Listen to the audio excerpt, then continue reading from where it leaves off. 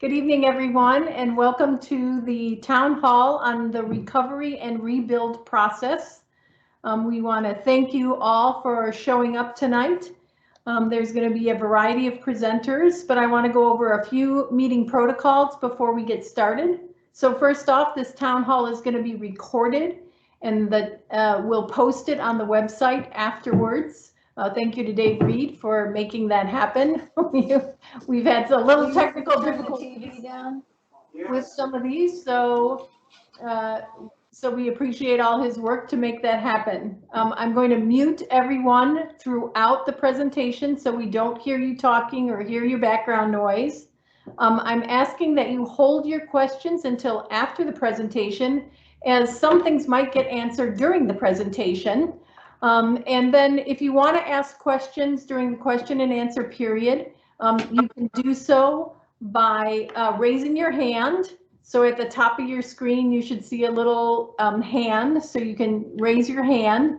Or next to the raise hand is a little box that looks like a talking box in a cartoon. You can click on that and you can enter your question into the chat. For those of you who are on the phone, I'm very sorry, you won't be able to see the screen and see the PowerPoint slides or see the chat or be able to raise your hand. So there's a couple different ways that you can ask questions if you're on the telephone. You can either email me, and I'm going to spell out my email for you so that you can take it down. It's melodie.serino@santacruzcounty.us. And if you email me, then I can type your question in the chat. Or after the meeting, you can always ask questions through the Ask the Recovery team. And again, for those of you on the phone, you can't see this, but these slides will be posted, so you'll be able to get that information. And you can just click on that link and you'll be able to ask questions after.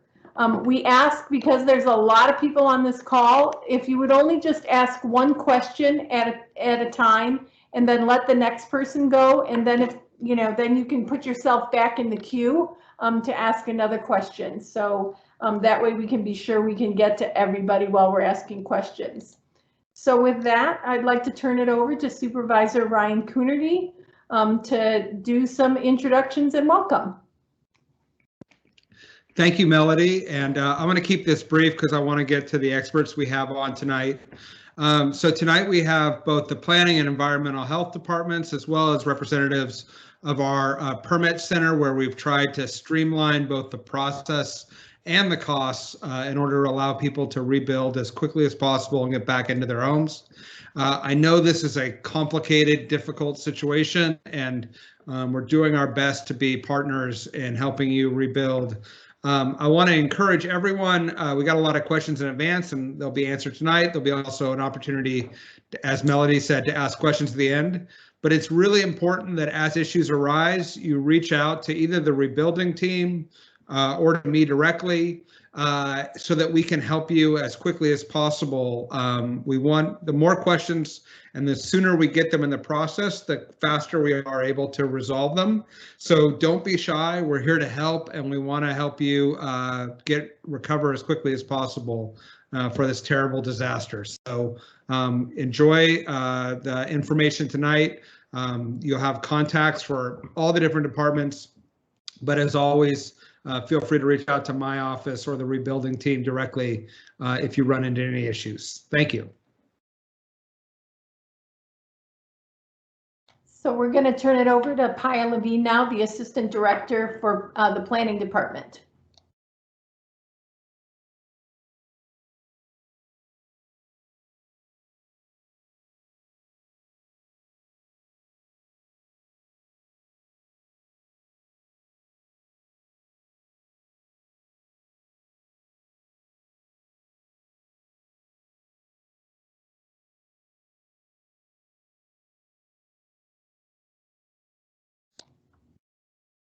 Paya, if you could unmute and go ahead and start with the agenda. I just gave a fantastic introduction. I just want to say first that I'm really glad to be here tonight. This is the second bigger gathering about the permit process, and it's an opportunity, I think, to show you all a few things. One is the things that the board and the staff that are in the departments that work on permits, we'd like to show you what we've been doing to work on streamlining the process to give you a quicker and more straightforward experience. And I'm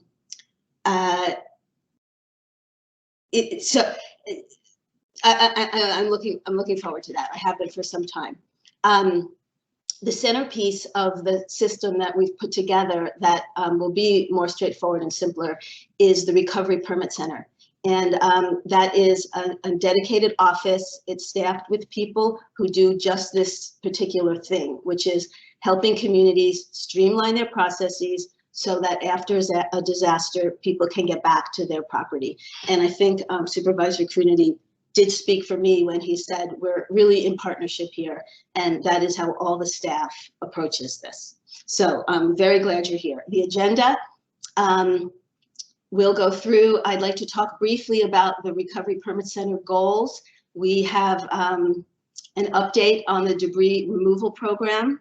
Then the staff of the Recovery Permit Center will go over their operation.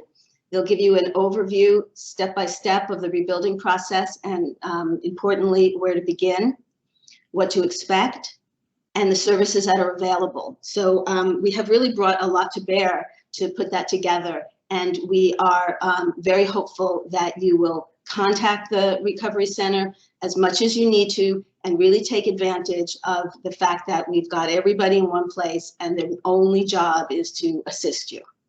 And then tonight, there'll be a section on coastal zone considerations. The bulk of the meeting really can be questions and responses. We said we would do a closure, a soft closure at 7:30. That means that much of the staff will stay online to take more questions if it goes beyond 7:30. So don't feel stressed if there's a lot of questions and you think we won't get to yours, because we'll stay until we do. Next slide, please. Yeah, purpose of tonight is to respond to your questions and concerns. And we also acknowledge that it's a rough go to be rebuilding and to be building when you would not have chosen to be doing this right now. So we want you to know that we recognize that, and other parts of the community have put together systems to give you emotional support, and the county is really, we're just aware of that, and we will work with you however we can. So as far as specific introductions, the people we have here tonight, so you know who's a resource for the question and answers. Marilyn Underwood is the Director of Environmental Health and is managing the debris removal program. The two staff from the Recovery Permit Center are Mike Renner and Marcus Johnson. We have some invited guests who may be online with us. The fire chiefs from each of the fire agencies that have authority in the burn area may be here. And we also invited some of the water districts. I don't know whether they're here because there's not that much of that in the coastal zone. Next slide, please. So the goals of the Permit Recovery Center, the reason we put it together is that we can provide in this way dedicated services just to fire recovery permits. So we're not mixing it in, and people who are working there don't have a lot of other things to be doing. We have brought together staff from environmental health, and we can work on public works issues if they arise. They can handle most of the fire issues. We know that there's an aspect of coordinating that people have to do when they're receiving permits, and in this case, we will do that coordinating for you. The reason for the Permit Center is in that environment, we can provide a streamlined process. And once your building permit application is complete and it's in, you can expect a first response within about 7 working days on that. And that's kind of an amazing turnaround, and we're thrilled to be able to provide that. What allows the staff to streamline the process is a real focus on the pre-application stage of rebuilding. So we are inviting you wholeheartedly to come in and have a pre-application screening, have consultations whenever you need them. We have set up some pre-clearances for the 3 areas that are going to be the most challenging for some properties. And those are fire access, septic regulations, and potential geologic hazards. The idea there is to work with you to get through those challenges before you're well into the process and have invested in specific plans. You'll know where you stand and you'll be able to submit a complete package. And the folks who staff the Recovery Permit Center, the consulting firm that does this as their main business, tells me that it's essential to have a clearance process like that, because this whole thing hinges on having a very complete application come in the door. So they may say more about that, and I just wanted to explain the reason for that setup. And then lastly, we do those appointments COVID safe, so they're mostly video, and people have been having good success with that. You get a solid hour or half hour or however much time you have self-scheduled. You make your appointment, and then we send you a link, and you have that time. And I think for some people, it's actually superior to coming into a crowded, busy office. If that doesn't work for you, we will find another way to provide those services. Next slide. Oh, before we go into debris removal, I wanted to introduce somebody who is here from Community Energy. There is a grant program that might be helpful to many of you, and he has asked to be given a moment to introduce it and announce it. So the fellow from Community Energy, if you would unmute yourself and give us that announcement, that would be great.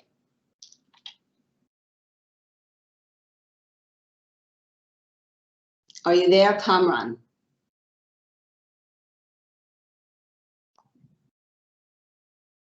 All right. If he shows up, we can go to him later. Otherwise, I'll look up the details and see if I can provide them. So Susan, next up. Sorry, did you say Kamran? Yes, Kamran. Is that you? Oh, sorry, yeah. I think I might have been on mute or misheard you. Yeah. Thanks for the opportunity to just give a quick plug-in on the new construction electrification program. It's meant for you all wildfire homeowners who are rebuilding, and we provide $5,000 grant funding for a single-family home that's being rebuilt, or $2,500 for a MUD, multi-unit dwelling, which there aren't that many of, or an accessory dwelling unit. On top of that, if you're thinking about installing an EV charger, that's $600 for a single-family home or ADU. And I'll put the link in the chat and the email there as well. Thanks so much. Thank you very much. So I think now I'll turn it over to Dr. Underwood. Good evening. As the last few months, there's been a lot of focus on the debris removal as we start the process of rebuilding. And I just wanted to give you a little bit of an update. If you're aware, I think you're aware that back first step was to remove the household hazardous waste so that the next step could take place, which is to do the debris removal, the ash removal. At this point, we actually have 676 applications and 207 private contractor applications. I should say 676 for the government program and 207 for the private. And this link, I will also promo our new website, which is going to get more of a promo later in the presentation, but you can find this information at our dashboard that shows you this information and follow the progress as you move through this process. And again, it shows you at this point that we now have 6 clearances that the state have provided to us. Are you going to give me that link, Melody? I think she's trying it. She has to unshare and share again. So a little patience on the presentation here. And you'll also see out of the 207 private contractor applications, we have, how about the other one?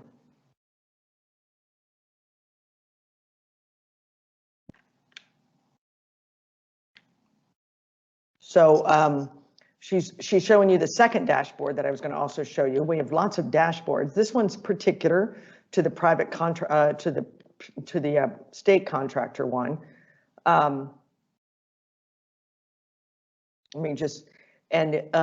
So we have 42 clearances already for the private contractor. I will say I do anticipate getting a lot more from the public option. They have over 200, almost 200 properties of 260 properties debris removal cleared. And so we're anticipating with a bunch of the erosion control happening soon. They had some glitches around erosion control. So here's a nice map that you can follow the progression on the public side. We are at 6 properties clearance that I have sent out in email fashion to people today. Actually 5 today, 1 yesterday. And then 42 clearances of them, the private contractor. We do have 6 enforcement actions and probably a few more happening for people that have scraped their property early and not under some supervision. And we will be following up on a few more of those. The next dashboard you see, if you happen to be particularly in the public option, it shows you a little bit more detail. This is their dashboard, and you can follow from the site assessment through the asbestos assessment into the debris removal, hazard tree removal, soil sampling, all the different steps involved, and you can follow your property. And I think it's worth a little bit, like as she shows you, this is a little not too intuitive. First, you can choose your county just to show you at least the statistics for our county. And actually I was under, they actually are up to 325 debris removals that have occurred. 88 soil samples have been approved, parcels have their soil sampling approved. And again, there's 6 sign-offs that we've gotten. If you want to look for your particular address to see where you're, what phase you're in, there's this little, and I hope Melody, you can show them right below the Santa Cruz. There's a little, what I think is like a microscope or what's that term? I can't think of that term. And you type your address in there, or you can actually type your APN as well and see your progress on your particular parcel, what phase you're in. They anticipate, I just heard them today say that they anticipate that they will be done all the debris removal by mid-March. Again, that is the debris removal phase. There is still the soil sampling, the soil that they have to verify. They don't need to do more rescraping. Then they also do erosion control, and if you might have hazardous trees that need to be removed, those hazardous trees are the ones that are near the public roadway that could fall within the next 5 years. Those are the ones being marked. It's not the other hazardous trees on your property. All that has to happen, and then you get a sign off. But the good news is they do think they'll be done, at least the debris removal part, by mid-March. So I think with that, I will turn it over to the next person on the agenda, and that is Mike Renner, and he's one of the leaders of our 4-leaf contractors that we have asked to help us with the next stage of our recovery. Hi, thank you, Marilyn. Thanks for everyone for being here. Marcus and I have had the very unfortunate position to lead and run rebuilds in Sonoma County. We currently run that full program, the town of Paradise, which I'm sure you guys are aware that the entire town was decimated there. Do the same type of work in Ventura County, city of Malibu as well. And I certainly don't say that to boast. I say that so everyone on the call has and hopefully can get to a real comfort level with us. Our goal is to get you back in your home as quickly and as safely as possible. Marcus is going to go into some detail on the next couple slides, so some real brief kind of general overview detail. I want to start with that. We know, I mean, geez, already a bunch of information, right? Everybody on the call is like, wow, I can't take notes fast enough. This is a lot of information. So rest assured, this is audio and video recorded. You can reach any of us at any time. We'll put Marcus and I will both put our personal cell phone numbers and email addresses on again at the end of the slideshow. So with that, the rebuild process, what we're trying to do is what we've done in other places and make it as simple as possible. So The number one thing I think Paya was touching on it earlier was the need for a pre-application meeting. I can't stress that enough. So a pre-application meeting can happen via Zoom, via Teams, via telephone. We're still serving folks in person. Please, please, please schedule those pre-application meetings, no matter where you are in the process. Anywhere from, I just got my debris removal tag, I know my lot's clear, even prior to that. Anywhere you are, you can start that meeting, and you can ask a lot of questions that are specific to your own site. All you need to come in with is your APN number, and we're going to help you. So after the pre-application meeting takes place, then we'll get into the clearance process, and that's what Paya was touching on as well. There's going to be a fire clearance, a geological clearance, and environmental health clearance. Marcus will go into a little bit of detail on that later. After the clearances are in place, you'll go to the permit submittal process where I don't know who all on the call has built something in the past, but that's when you have your plans ready to go, your designer's drawn everything, the plans are in a place where they're ready for submission, you bring them down, and hopefully 5 to 7 days later, you get an approval from us. If not, in 5 to 7 days, there'll be a letter generated likely that has, if there's substantive issues with the plans, you'll have a letter generated that says, here's what needs to be fixed or altered to be code compliant and safe. And we'll help you along that way too. We understand we're going to be dealing with a lot of different clients, so from owner builders to the most seasoned design professionals. So don't be intimidated. There's no dumb questions. We can't see you enough. Call. Make a pre-application meeting appointment. Then we get on to permit issuance, and then that's the best part. We'll come in, we'll hand you your permit, and you can get on your way rebuilding a portion of your life to make yourself whole after this disaster. And next slide. And here is where I will let Mr. Johnson jump in, and I will be quiet. Good evening, everybody. I'm Marcus Johnson. We're going to start talking about the pre-application screenings. Everybody kind of alluded to. Can't see you enough. No question. Just shoot it out to us. What to expect out of the pre-clearances is we're going to be pulling up your property. We're going to be looking at parcel data, historic records we can find through all departments, planning requirements, geological requirements, technical requirements, just kind of anything and everything that we can pull up, put together, and get out to you information-wise to your specific property. Like Mike said, we don't really need much other than your APN and some ideas. The more you come and reach out, we can kind of steer you into what you want to do.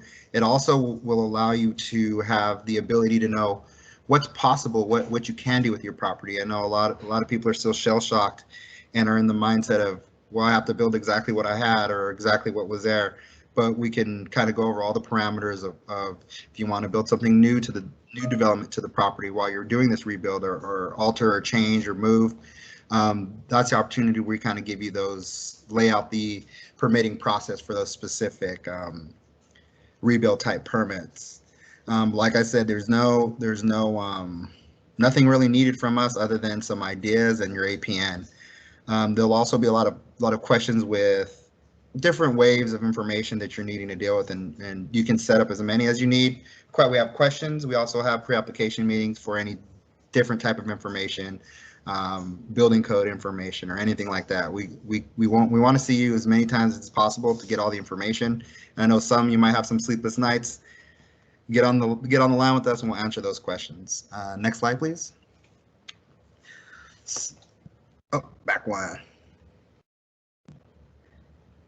So everybody's kind of talking about the pre-clearances. So there's 3 pre-clearances. There's the geological, there's environmental health, and then there is fire access. And what the pre-clearances do is they create conditions of approval or approvals for those specific rebuilds at a more conceptual level.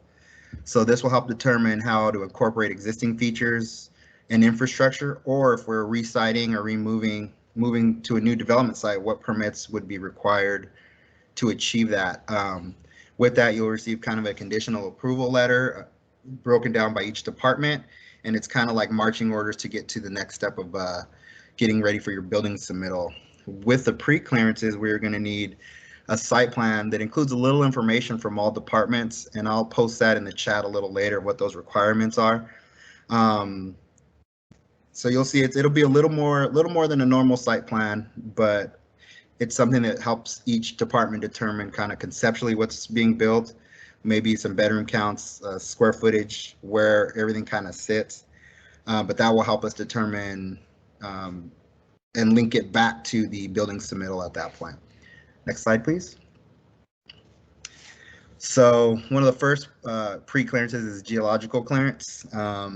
And so the CZU fire area is geologically complex region of the county. It has areas, earthquake fault zones, debris flow, steep, unstable slopes, active erosion and landslides that are mapped and known of in the area. So what that next slide, sorry. So the geological hazard clearance is to identify these potential hazards and determine whether there's any mitigations that may be needed to be taken for your specific rebuild site. The evaluation will be taken in through the RPC, and we'll work with the county geological staff to do site visits and produce these recommendations or approvals to what may or may be needed. At some point, a geological report may be needed in certain cases, but that helps determine what we would need to move forward on the geological front. And for that for geological, we will be having specific outreach meetings for this subject for areas that are in debris flow areas or landslide areas that have a little bit more in-depth information regarding that. Next slide, please. So the second clearance would be environmental health clearance. This verification is to determine the permitted septic system and potable water sources on the property. This will also determine what the septic system is sized for, what it was sized for, its working condition, and ultimately produce what would be required, if anything, to do for the capacity of what the rebuilds would need to handle. So in some cases, nothing might be needed. You might go super like for like. You had a 3-bedroom, 1,200 square foot house, and that's what you're putting back. And the septic systems had great pumping reports over time, never been altered. Great. Some might need an upgrade. I mean, maybe going a couple more bedrooms or a repair permit. Let's say there was a little bit of damage from the fire. And in some cases, we're going back, bigger house, ADU, all the bells and whistles, and then we might have to have a larger system put in, second system put in, or advanced treatment system put in at that point. The second part is verifying the potable water source for the property for drinking water and making sure that it's been tested and is still producing. Next slide, please. And then the final pre-clearance, and these all run together, the pre-clearances, is fire access. And what fire access is going to determine, we're going to send out a representative to the site to determine the fire access of the property, more of an existing infrastructure as far as roads, bridges. We'll also help maybe specify where the water tanks and other aspects of the fire access should be. We will be working with each respective fire district to determine if they do or do not meet access. If we get into the issues where alternative means and methods, we'll work with the fire district to figure out how the best way is to move forward with that particular aspect of the fire access. Next slide, please. So project submittals. So the thing about the pre-clearances is that gives us the roadmap to getting our project submittal. So we'll have any other permits or requirements that may be needed, but it's all funneled together and helps your designer put a final complete package together. And Mike kind of stressed the importance of that complete submittal. That helps us determine what we're going to be building, where we're going to be building it, all the other requirements, and we can streamline it at that point because we've kind of pre-vetted anything that normally would have shook out during the process of submittal. Thanks. Hey, okay. Marcus, I wanted to add something really quickly just on bullet point 3, where we talk about complete submittals being accepted. If there's any question on what a complete submittal is, that's another thing to give us a call. Marcus, myself, our permit technicians, our development technicians can answer that for you. And I just wanted to say that the reason behind that is, in a lot of, certainly not saying Santa Cruz County, but in a lot of jurisdictions, cities and counties, there's a need to sort of get in the queue because the review process can be quite lengthy. It can be, I've seen it up, 90, 120 days. So understand, I know there's some design, I saw the names here. I know there's some design professionals on the line.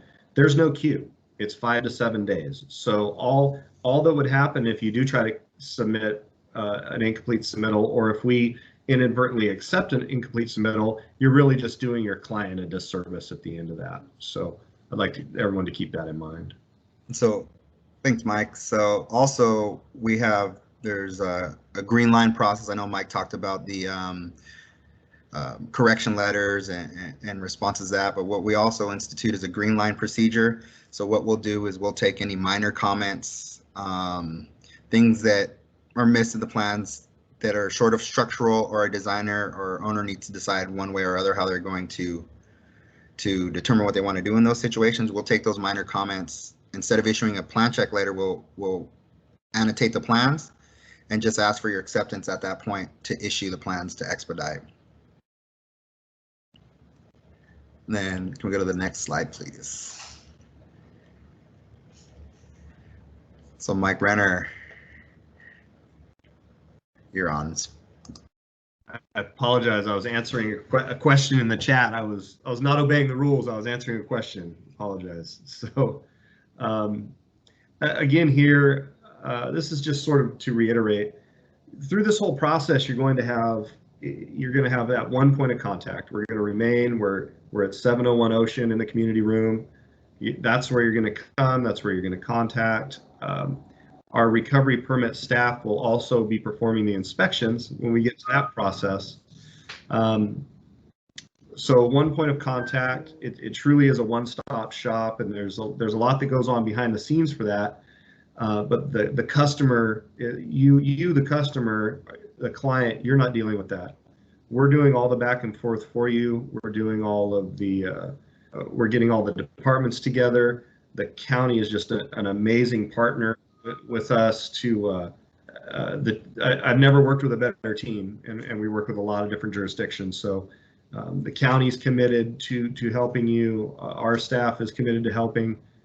We consider ourselves one entity, and I just wanted to just maybe give a little bit of reassurance through this process while we're giving a lot of information to you, to maybe allow everyone to take a bit of a breath and understand that you're going to be in really good hands.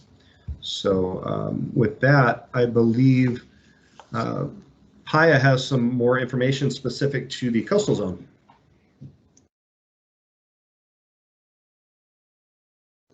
You're muted, Paya.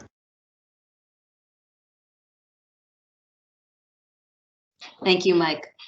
A little earlier in the introductions, I was remiss and left out two very important people who I want you to know are here and available. One is Carolyn Burke. She is the senior civil engineer in the planning department, and her portfolio is technical aspects of the building process. So that would include geotechnical aspects and geologic aspects. So she's a real resource, and she is here. And then also we have Jocelyn Drake, who is a principal planner with the planning department, and she has loads of experience processing coastal permits and working with the more complicated parts of the coastal regulations. So Jocelyn is here as well. All right, so this is an image of the coastal zone on the north coast. And I guess the important thing is to notice it relative to the roads. Empire Grade is labeled, Last Chance is labeled. Smith Grade, and Bonnie Doon Road. So you can see that a significant part of the burn area is in the coastal zone, and it's all the seaward facing side of Ben Lomond Mountain. Next slide, please. And that's why we're here talking specifically about this.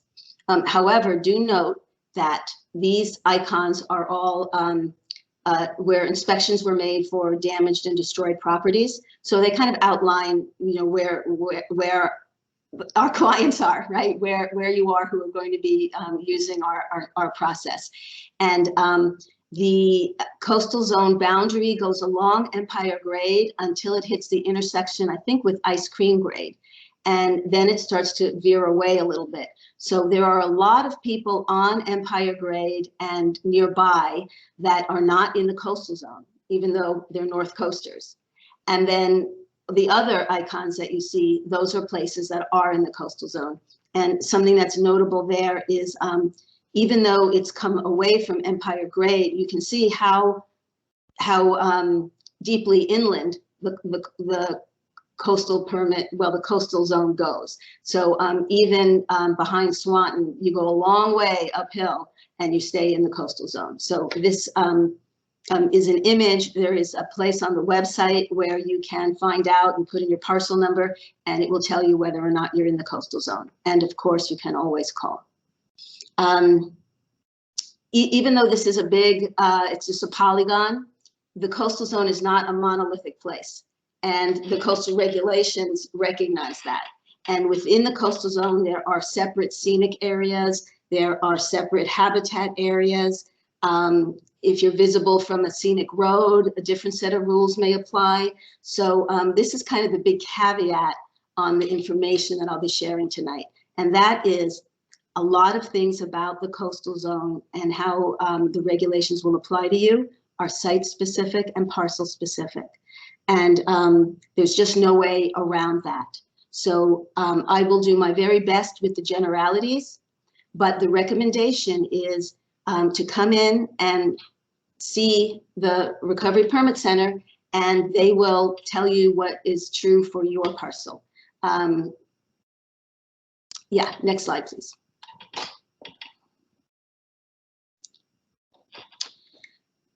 The county this is the sort of the framework, so so folks understand. The county implements the local coastal plan, which is the coastal regulations, by the coastal permit process.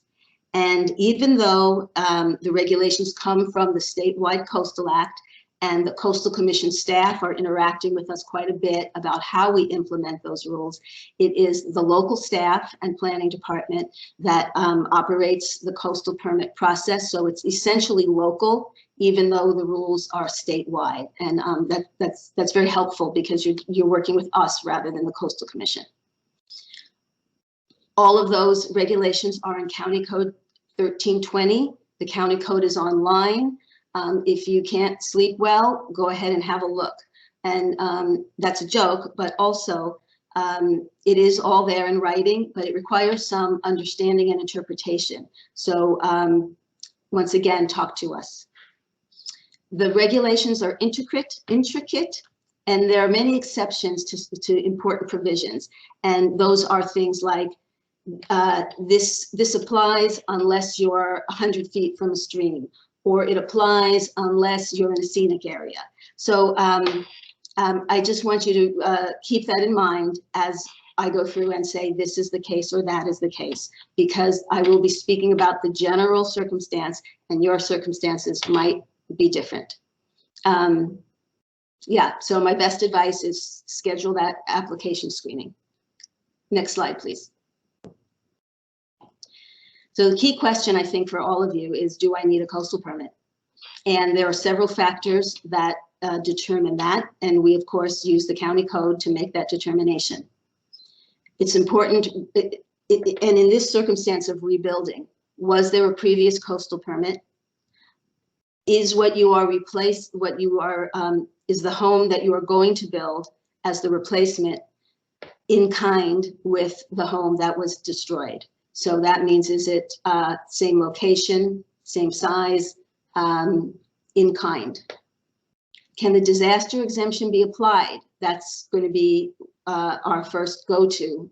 And then the next one would be, can the improvement exemption be applied? So let's go to the next slide. The way it works is that the local coastal plan and the regulations apply to all projects, even those before the time the Coastal Act came into effect, which, by the way, is February 1st, 1977. So what we do is we start there, and then we go to the code and we start looking for exemptions to see if you actually don't need that coastal permit. If a project fits into an exemption, then you have avoided the coastal permit. So as we talk about the two main exemptions that apply to the burn area, you can ask yourselves, is the project I'm designing close to fitting in? And if it is, do I wish to alter it in order to fit in? And as you think about that, also, I want to communicate that it's not the end of the world if you do need a coastal permit. We'll talk about what it takes as far as time and money, but we issue them all the time, and we can issue yours. So next slide, please. So the key exemption is the disaster exemption, and it allows rebuilding after a disaster if the replacement home is same location, same use, same size. And on the size, the regulations give you a little flex. It only needs to be within 10%. So we're going to work with you to figure out what you had. And then if you stay within 10% of that, you may fit under this exemption. There's been a lot of discussion about the 10%, and this is the one place that this 10% applies. It's not global, it's just right here. Importantly, this exemption doesn't apply if the house that was there needed a coastal permit and didn't have one. So if you have a post-1977 home, or you had a post-1977 home, and it needed a coastal permit, and for one reason or another, or the previous owners didn't get that coastal permit, you'll need to get it now. And once again, it's not the end of the world, but you do drop out of that exemption. Next slide, please. Another operating exemption is one that is titled Improvements to Single-Family Dwellings. And by the way, the code citation is here so that you can go read about all the little circumstances that might cause you not to be able to fit. This exemption allows up to 500 square feet, so 499 and below, beyond the size that the home that you're replacing was. It is not additive with that other 10%. It's a different thing. We're now in the universe of improvements, and previously it was a different exemption. For some people who want some more space without having to get a coastal permit, this is going to allow you more space than the 10%. And in that case, we can apply this exemption. And there are all the caveats. And that's just that caveat again, very important. And even though we can't say for sure, this is how your project will go, we can say, come see us, and we can tell you that once we're looking with you at your particular property. Next slide. I want to talk about coastal exclusions just for a moment, because there's some confusion about it, and it's completely understandable. The coastal regulations also get you out of a coastal permit by a series of exclusions, and they're different than exemptions, even though they sound the same. That category of exclusion that would let you out of getting a coastal permit simply because it's a single family dwelling and not something more intensive than that does not apply on the North Coast. It only applies in certain mapped exclusion areas, and there aren't any in the burn area. So if you hear exclusion, that's not going to apply to you. The reason I'm being, I wish to be very clear about this, is that we said shortly after the fire, we put out a piece of information, and we wanted so much to get some information to you, and that talked about exclusions. And I think that was the beginning of misunderstanding. So I want to be crystal clear now and going forward. Next slide.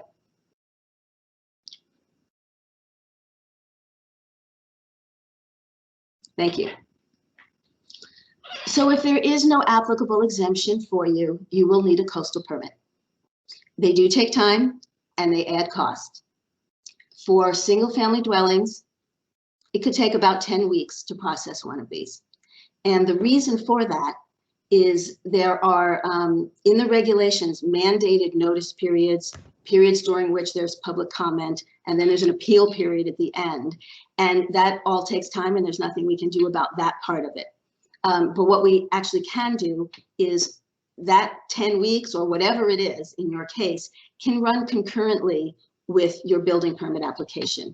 There's a little bit of risk for you because you've invested in your coastal permit process and your plans.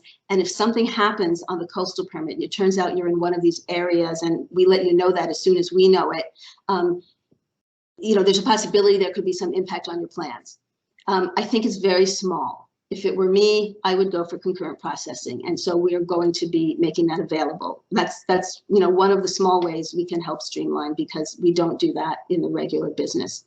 As far as the cost, these are done at cost, which means it's based on the time it takes. So you're not paying more than the time yours took, and you're not paying less. We estimate that most will be between $3,000 and $5,000. So it does take that time and that money, but they're not difficult to obtain. And if you plan for it and we work with you, we can get you through the coastal permit. Next slide. Hi, Pi. This is Mike. Can I jump in real quick? Sure, thank you. I was just looking at some feedback in the chat, and I know, like we said earlier, I know we're given a lot of information. So just, you don't have to memorize it all now. You don't have to feel like you need to write it all down right this second. Take this for what it is. It's really informational. And staff's done a great job, believe it or not. I mean, the coastal permitting process is very, very difficult, and we've tried to really minimize and shrink down and make the information really accessible and understandable. We've actually met all day about it, trying to figure out great ways to relay this information. In some of it, there's really no great way. So again, just please rest assured, we're going to get you through this process. There's a lot of exemptions. There's a lot of ways to get you quickly through this process. So take this information for what it is being and make that pre-application appointment, and we will get you through the process. Thank you. Mike, I'm looking at the comments now too, and the comments make me want to cry because one of them is, thank you, the current speaker makes me want to cry. And I get that, but I guess what I want to say is that it's really, really doable. And the reason we set up this recovery permit center, separate and dedicated, and the reason we hired these folks is so that they can take the time to help you and figure it out and get you re-permitted. We do coastal permits all the time. So really, I know it's intimidating, and it doesn't have to be, and we will help you. That's really, what I can say about that. As examples of some of the streamlining that has been done, lots of people are interested in building a new ADU, an accessory dwelling unit, when they rebuild their house. And that makes a lot of sense in a lot of cases. And some people are building their ADU, and we have changed the rules to allow you to build your ADU before you build your house. So you could conceivably build your ADU and live in that while you work on the bigger project. A new ADU does need a coastal permit, but we've worked out a new process with the Coastal Commission so that that ADU permit can be processed at the same time as your building permit.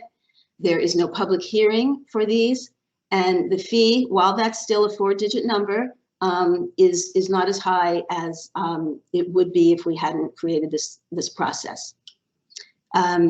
Projects that where we can make the finding that there's no significant coastal impact are called minor projects, and then you don't need a public hearing and you have a shorter timeline. So even though you're getting a coastal permit, we think we're gonna be able to make that finding nearly all the time. And if we can make it, you know, you have a streamlined process. And then lastly, this is actually just being completed next week. There'll be a hearing on it. Temporary housing and other temporary needs, like, you know, sheds or, you know, what different things you might need on your property to make yourself comfortable during the rebuilding period. You know, believe it or not, they would all need coastal permits. And what we have done is we've created a new fire-related master emergency coastal permit. And that is a general permit. And we can bring into that any of these temporary sorts of proposals. And you agree to the conditions of the permit and we just sign you on. And I actually think there's not even a cost. So this is the kind of thing we're looking to do where we can. And we have not gotten a lot of temporary housing requests. And so I wanted to just publicize this a little bit. It'll be in place at the end of this month. Next slide. So changing channels just for a moment. Something else about the coastal zone is that trees that are of a certain size, you need a permit to remove them. And the communication here is that there is an emergency exemption in the significant tree ordinance, and you don't actually need that permit if the trees are in immediate danger. In that case, you just remove it and you notify the county, the planning director actually. So I think a lot of the trees that will need to come down on private property will be because they were damaged in the fire and that they've become unstable. And so I think that this exemption is going to be very, very useful to people. And then lastly, if you don't fit into that exemption because it's not an emergency, we'll do it at the same time and with your coastal permit. And if you don't need a coastal permit, we'll do it with your building permit. So the SIG tree part should be painless. Next slide. So before I conclude, I know sometimes I talk fast.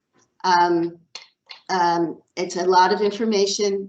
Just don't worry about it. You know, it even has its own vocabulary. It's going to be fine.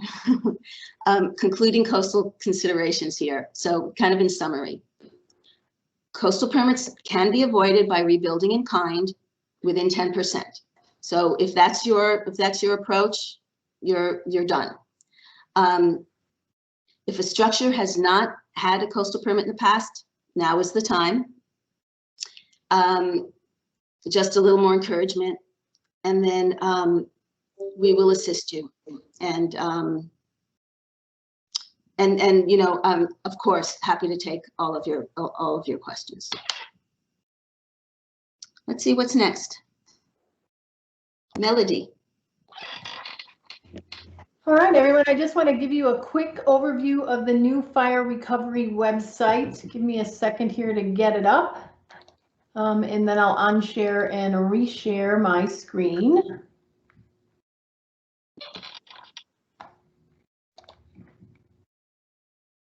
All right, so this is the new website. As you can see at the top, we have a little bit about the fire recovery site, including this link that I talked to you about earlier, which is Ask the Recovery Team. So it's just a little form you fill out and you give some information and you submit it, and then it goes right to the person who can help best answer the question. And there's some optional information we're asking you for, and that demographic information is because we really want to look at issues of equity as we're doing the fire recovery process, and that helps us disaggregate the data a bit so that we can look at equity issues and make sure that everyone is being treated equally and fairly. The debris flow area. We had 4 town halls total so far about debris flow, so you probably have heard all about debris flow and more than you want to know, but there is a section on debris flow, including a nice map that can help you identify debris flow areas, lots of resources, FAQs, all of that sort of thing. And then the debris removal process, these are all the things that Marilyn was talking about earlier. So there's information here on the options, and then on there's forms to fill out, and they're called DocuSign forms, and that means they can all be done electronically. So you don't have to print them out and sign them and scan them. It's just you can do it all electronically through the DocuSign process. And then this is, again, the maps that Marilyn was showing you earlier, where you can see the removal. You can look up your own individual property and see what's going on. And then, of course, we also have the recovery and rebuild area. And so this is everything we've been talking about tonight.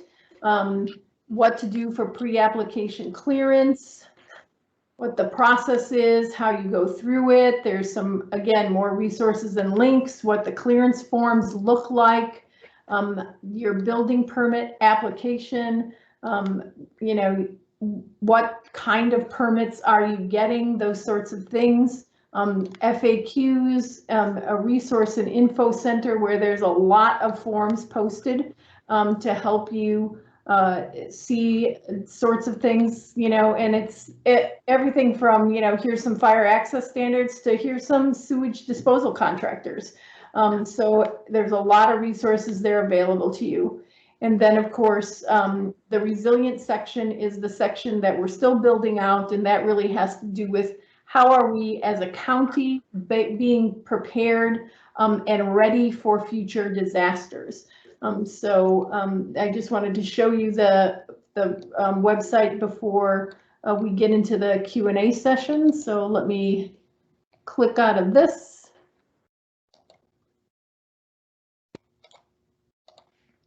And I'll come And back. Melody, may I have a moment just before you go to Q&A, whenever that time is? Sure, go right ahead. Okay, Melody mentioned that the pre-clearance forms are on the website, and I just want to mention about those. We've said it, but I think it was probably too subtle, and we'll correct that. But most of those forms get filled out by the staff here doing your pre-clearance. The front page is your parcel number and your name and your identifying info. And we do ask you some things about your parcel, but then the complicated part that asks a lot of different things, that's mostly filled out by the staff. So some people have seen that and thought, oh my God, how am I going to answer those questions? Well, those questions aren't for you, they're for us. Thanks, Melody. Sure. All right, so we're at about 6:30, so we're going to go ahead and go to the Q&A section of the event. I'm going to start with people who are in the hand raised. Robin Hilliard has been waiting patiently for a long time with her hand raised, so she'll be first. If you have a question, again, you can just click on that raise hand feature to get to you. And then for those folks who have questions in the chat, we're going to go back and forth. So we'll do some questions from people who have their hands raised, then we'll move to questions in the chat, then we'll come back to the hand raiser. So our intent is to answer everybody's question. So Robin Hilliard, if you want to unmute yourself and ask your question, you go first. Okay, you can hear me? Yes, we can. Okay, so my question is about money. I read something alarming today, that the legislature passed something that said you had to insulate your roof to cut the carbon whatever, and the cost was about $20,000. I mean, $17,000. Then there's a thing about solar, mandated solar, which was something about $20,000. Then there's the Coastal Commission, which you said is between $3,000 and $5,000. Then there's a permit that we were told last week was $13,000. That's $53,000 before you even set foot doing anything in construction, actual construction. I'm going to building go your ahead own. and jump in. I'm going to go ahead and jump in before we get too much misinformation out there, because there's a lot of people on the call. So I apologize for cutting you off, but No, go ahead. yeah, there's no quote $17,000 requirement to insulate your roof. Do you have to insulate your roof? In some cases you do, some cases you don't. So when you engage with your designer, they're going to run your energy calculations, and they will determine how to get the structure energy code compliant. Many times you do not have to insulate your roof. So I hate to just start blurting out numbers and aggressively saying things that probably are inaccurate. So we all need to kind of temper that a little bit. I can tell you on solar, solar is required in California with some exemptions already. So the legislature passed an exemption for declared disaster areas that were declared prior to January 1, 2020. And our connections in the legislature lead us to believe that they're looking at another exemption to take care of last year's firestorms as well, because we all know there was fires all over the state. So, for example, if you were to build up in Paradise right now, there's no requirement for solar. So there's, you know, reach out to your legislator, reach out and say, you know, I was a victim of this firestorm, and this is something I would like to see pushed through in my area as well. So I just wanted to start off with those couple things. And then when we talk about coastal permitting cost, that's dependent. I mean, I think the key thing to take away from what Paya said was, if you're building back in kind or with a 10% increase, you're not, and I'm dumbing it down here because I'm not the smartest guy in the room. Yeah, I heard that. If you're building back in kind, there is no $5,000 permit, generally speaking. So let's take these things really calmly and make sure you're coming in and having a meeting about your specific site, because we have 106 people on the line and I don't want to scare them with possible misinformation. Okay. All right. Thank you, everybody. Let's move on to Kim Carpenter. Kim, you can unmute yourself and go ahead and ask your question. Hi, thank you. Can you hear me? Yes, we can. Okay. I just have a couple general questions about the actual submittal process. First, when we're submitting our, I don't know, plans for the clearances, we're submitting a site plan, and what else do you need besides the site plan? So we'll need the site plan and the pre-clearance package, and it's going to look a little overwhelming because it's incorporating all the departments at one time. A lot of the forms, we're just getting general information at the top, who to contact, and some information of what you're planning on doing. But we can help you fill out those forms too with the site plan. And I'll post in the chat right now the requirements for the site plan. Okay, and then my second question is, when we get to actually submitting the house plans for their permit, how will you want us to submit those? Is it a hard copy, digital copies? Do we have to format them the way the county usually wants them formatted? So we're pushing for digital just because we're in this COVID environment. And what we'll do is it's going to be a little different. You'll schedule the submittal meeting. What we'll do is we'll send you a Dropbox specific to your house with your address and APN a couple days before the actual meeting. And what we'll do is we'll go over it virtually through the Teams meeting and share screen to make sure we have the whole application. So it's kind of going to be mirroring like if you were doing it in person. Okay. And go through all the information. What we do want is we would like them to be, the plans to be, the layers to be locked. As far as the rest of the formatting, it's, to us, we're not too worried about it. It's something we can do on the back end to fix. But if you can make sure that those layers are locked and those documents are locked so we can eventually annotate and stamp over them, that would be great. All right, great. Thank you. No problem. Thanks, Marcus. I wanted to add real quick, while we're definitely pushing for that, and I think it's safer for everyone, and it's just a smoother idea and more efficient. If you have your plans drawn on vellum paper, we'll take them on vellum paper. If you have them on napkins that were stamped by an engineer, bring them in. We're not gonna turn you away no matter what the format is. All right, next question, Heidi McFarland. Heidi, if you want to unmute yourself and go ahead and ask your question.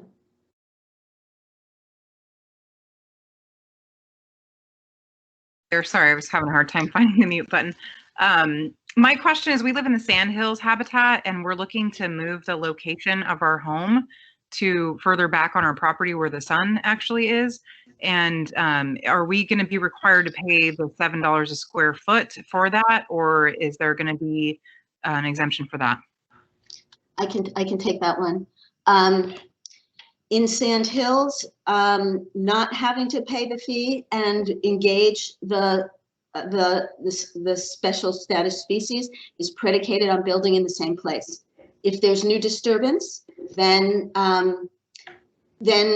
you're going to have to deal with the Sandhills. And the way that most people do is they buy mitigation credits at the mitigation bank, and that's what you're referring to. I think there are alternative ways. If you have a certain kind of a parcel, you might be able to do a restoration or something, but I don't want to say a lot about exactly how, but because that depends on your parcel, but you are going to have to deal with the fact that you're in Sandhills. If you don't do disturbance, it's moot. And so if a biologist has come out, but not a county biologist, saying that we're not in Sandhills, is there a way to dispute that, or is that how do we handle that if we don't feel like we're actually in the Sandhills habitat? So we'll run this interaction that I'm going to describe through the RPC so that you get that benefit of the one stop. And behind the scenes, the county biologist will review the information you've gotten from your biologist and then either agree or work through whatever isn't, work through any details about the report. But that would be the way to do it, is through what we call a biotic report review. And I will talk to the RPC staff so they're sure they know how to handle it when you come in. Okay, second question is about the fault zone. If we're in a fault zone, does that require anything additional? Are you moving the house to a new place? Yes, we are. That's Okay. the goal anyway, is moving it. Okay. The location where it's at, it's actually closer to the steep hill, and there's no sun where it's at. Okay, I think I kind of know where you're located. And we, I don't want to discourage people from improving their home, putting it in a better place, making it bigger, doing whatever, because there's a permit process for it, but it's not saying you can't do it. And, people mostly, if there's any opportunity, it's making something a little better at the same time. I've talked long enough, I forgot. Oh, faults. So I would like Carolyn Burke to answer that one because her team includes the geologists.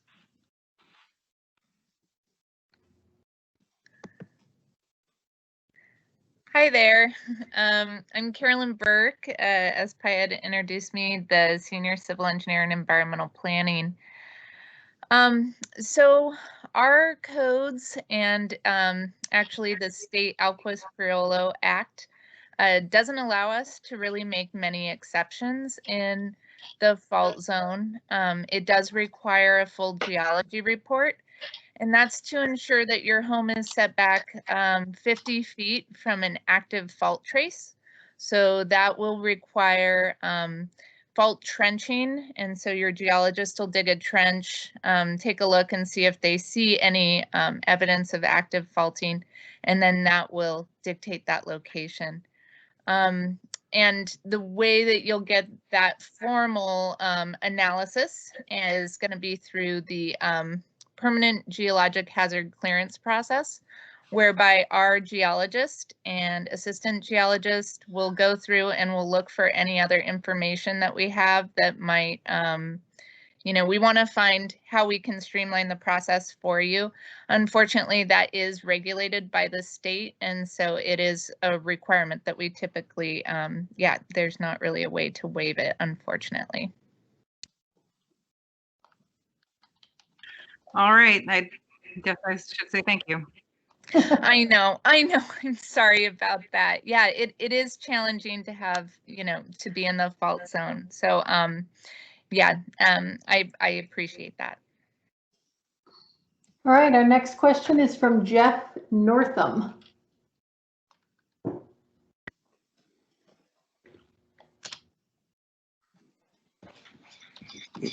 Yes. Sorry.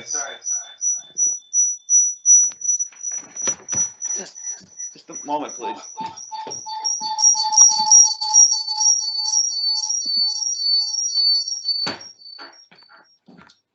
Okay. Just turn the thing off.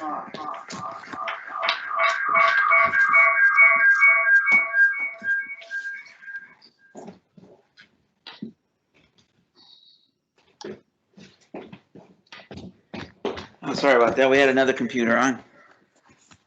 Okay.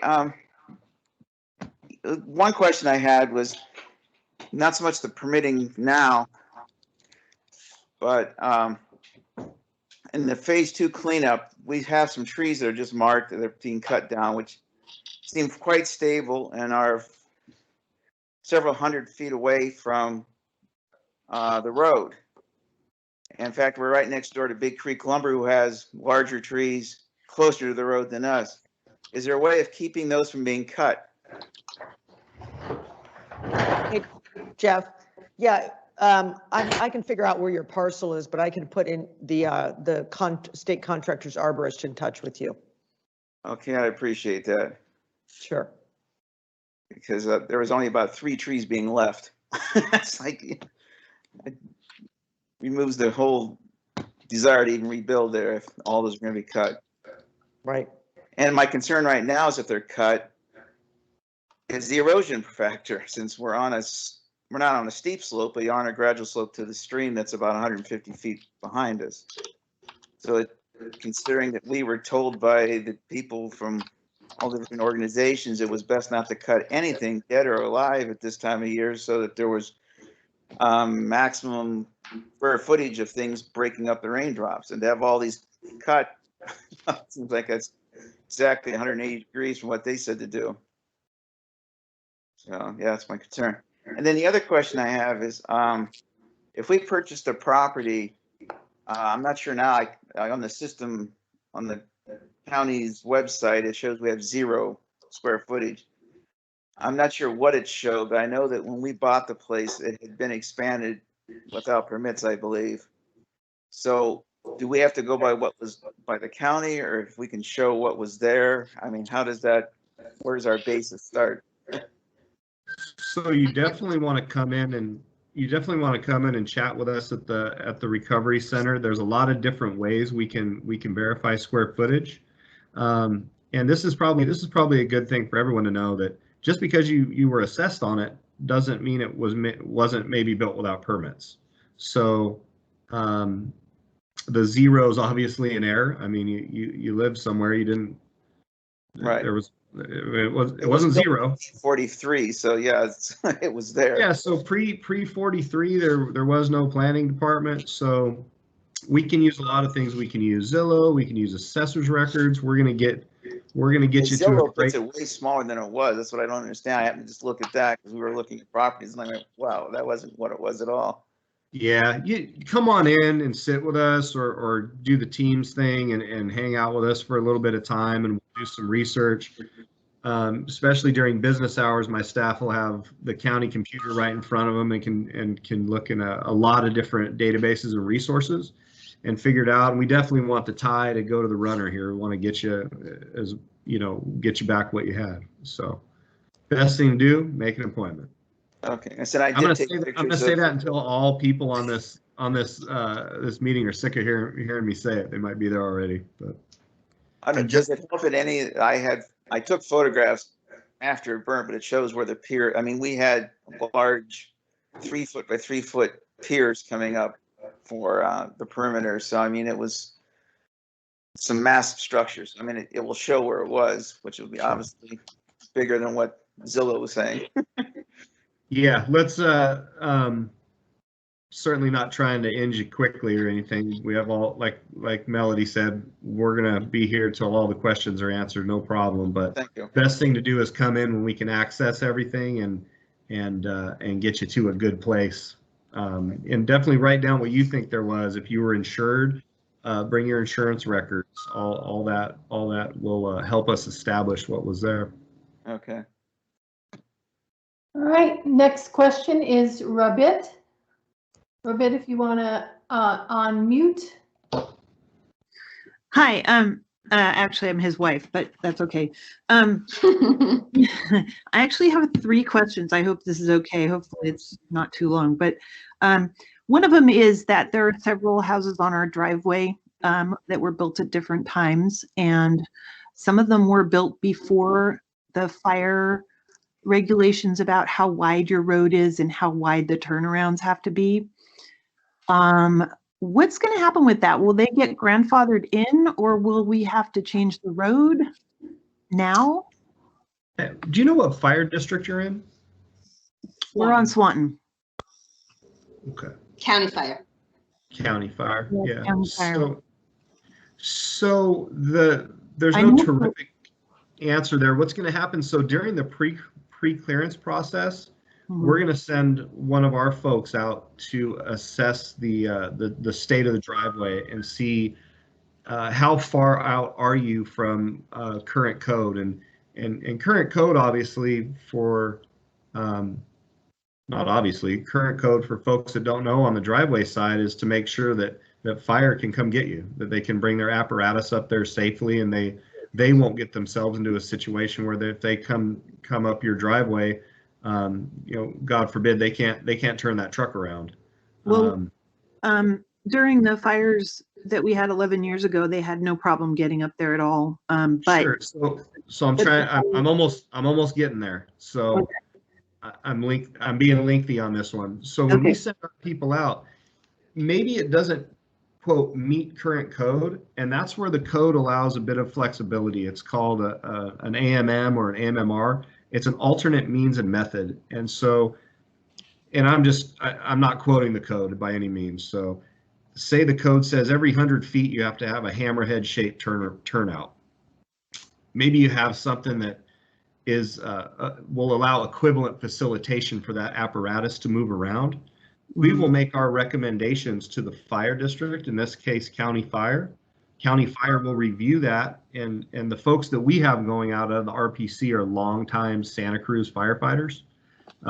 They know the codes inside and out, and they can make great recommendations that if something doesn't fit, quote unquote, to current code, does it have some sort of equivalency that will still be safe? And County Fire and the other fire districts have definitely made a commitment to they want to look at that as well. They don't want to discourage rebuilding either. Yeah, because it seems important that if somebody was permitted before this happened and now they're going to have to do all this extra stuff that costs a whole bunch of money to get it up to what the code is now, it just seems a little unfair. Okay, yeah, and it varies from site to site. That's why we're committed to going out and actually doing a eyeball and boots on the ground assessment to see what's going on out there. Good. Okay. Another question I have is, in terms of like water accessibility, if you had, for example, a poor well, will this process be feasible for drilling a new well, for example? The process? The permit process, would it allow you to redrill? I don't see how the permit process would not allow you to redrill. Okay. Yeah, we part of having a habitable structure in the health and safety code is having good potable water with good flow. So and then the last, I got the thumbs up from the big boss in environmental health, so we're on the right track. Okay. And then the last question I have is, how does the planning department feel about things like kit houses that are brought in on trucks? I mean, not built, but houses that you can assemble on site that the pieces come in on trucks? Yeah, so there's a lot of different options there. There's manufactured housing, there's modular housing, there's kit houses like you're talking about. We're all for that, 100%. So what we want to make sure, and I'll sorry, I'm going to use your question and maybe answer a couple other questions that may come up. You want to make sure that if you're buying a kit home, that the parts and pieces that are assembled off site are assembled and inspected in the factory to California codes. So if you're buying out of a factory in Nebraska, that may be fine, but make sure we have a California stamp on it, and we can help you with that if you have questions. That same would go for if you're buying a manufactured home, which is more what we would consider, it has wheels. Make sure that's built to Title 25. And finally, if folks are looking on the internet at house plans, I know that's a great resource. I see some really cool designs. What's hurt people in the past is they'll purchase a design that may have been drawn by, for example, maybe an Arizona licensed engineer, and they pay $3,000-4,000 for this really nice plan set, and by the time they get it, it has to be re-stamped by a California design professional. It has to meet our seismic requirements, our energy code requirements. So be really, really leery of that. I just want to caution everyone. Sorry. Okay.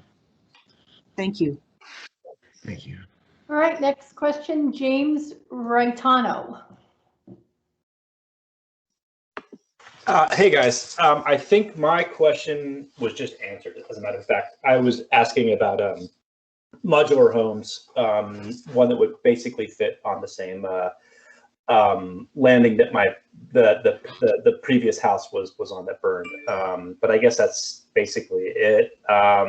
Same permitting situation with that as well. I came in late to the meeting, so I think I might have missed some of this. So apologies if you have to reiterate anything. But sure. So no matter what type of structure we're talking about, modular, manufactured, stick built, etc., concrete house, anything we might want to do, the clearances are going to remain the same, and the submittal process will remain the same as well.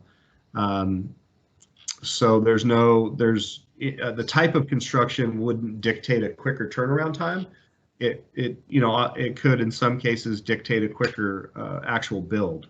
But for the process of permitting, it doesn't change.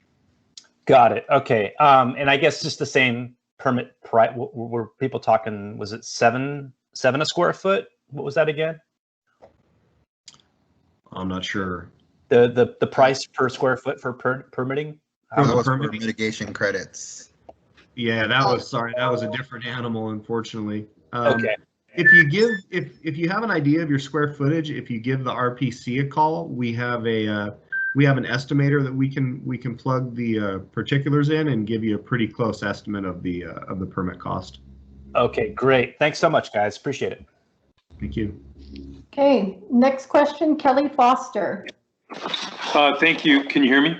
Yes. Yep. I just wanted to first thank Team County for some pretty great comms since the fire. And shout out in particular to Paya, to Ryan Coonerty, Rachel Dan, Alex Sandoval, and Dr. Underwood. You've been amazing at comms, including later on a Saturday night. So thank you all for this. This fire has been a complete pain in the ass. None of us scheduled this intrusion on our lives, and appreciate your support. Mike Renner, we've not worked together, but I like your attitude and your baseball analogy, and we're going to be spending some time together. So love your roll sleeves attitude. I want to echo something that Rachel Spencer chatted, which this was the comment early on about wanting to cry. When I read late one night, coastal section 13.20, it made me want to cry too. It really reads subjective and ambiguous. And in particular, the concern I have, as do my neighbors here on North Swanton, is we once had really good screening and privacy of our homes and outbuildings from the road for the most part, and went to great lengths to achieve that decades ago. But now we are just completely naked to the world, unfortunately. So, at least 3 of us here on North Swanton hope to do an ADU. I'm hopeful that the fact that not by choice we are now naked to the world won't be held against us as we draw up some plans for an ADU. So that's number one on my list. Actually, number one and number two. Third question is just kind of minor. WUI, I'm now pretty fluent in WUI. My garage burned, my house did not. Just curious, does anybody know if WUI will apply to structures not burned or to just replacement structures? And someone commented in the chat, it'd be great if those of you representing the county could be scrolling through the chat. There's been some pretty good sidebar going there on a lot of important topics to many of us. Thank you all. We'll get to the chat when we get through these last few hands raised. Thanks, Melody. Marcus, do you want to take the WUI question? Yeah, so if your accessory structure is 50 feet away from your house, then it does not have to have WUI or meet WUI standards. If it's within that 50 feet, then it has to be constructed to the WUI standards. And that's for a rebuild. So if you have an existing structure that has no damage, that does not have to meet WUI requirements. I think you were touching on or talking about your ADU and kind of the lack of foliage and the lack of trees. And was your question there? Was it like view shed? Are there going to be view shed issues or? Yeah. So I might be able to take that. Yeah, if you read 13.20 in the code about the coastal process, and Paya touched on this earlier, there are a lot of special areas, scenic areas, biotic areas. So those of us on north end of Swan, we're in a scenic corridor. Pretty hard to hide our ADU when everything vaporized on August 16th. So that's the question in essence. Yeah, I think I understand the question, Kelly. I think what we would rely on in order to make those special scenic area findings would be plantings that you will put in that over time will provide what you lost and what the code would require. Fantastic, because I do not want to be private or public to the road traffic whatsoever. I like my privacy before the fire and hope to get back. Let me qualify what I just said too, and that is that there are findings that we need to make to do the coastal permit in that area, and you have to meet the certain design standards. So we would need to find a way to make those, and so this is the one that is the top of my head. I don't know what else is in there, so we can talk offline if we need to, but we wouldn't penalize you for the loss of your trees and foliage. Great, and I'm sorry, I was slightly confused. Marcus, your answer relative to Mike's, and let me be very specific to my situation. Garage burned to the ground, 20 feet away, the house somehow untouched. I know the garage has to go WUI. The house, there's no rebuilding. Does it need to be WUI compliant? It was built 29 years ago. No. The existing structure does not. It's only for new structures. Great, thank you.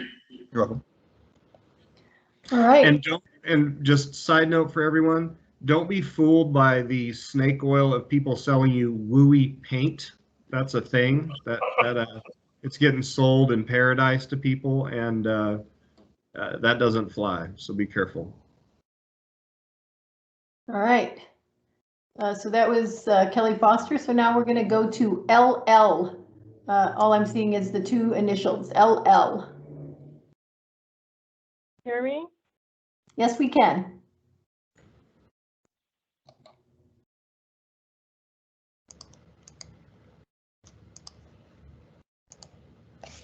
Now we can't. Now we can't. Okay.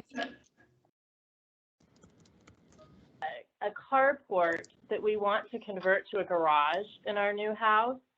And we're wondering if the new uninhabitable space of our garage is going to count towards our square footage enlargement. I'm not sure if I got the question. So you have an existing house, or was it lost? There's a carport. Our house was burned. Our house was burned down, and okay. It had a carport. Okay. And in our new house, we want to convert the carport to a garage that is not heated and all of that.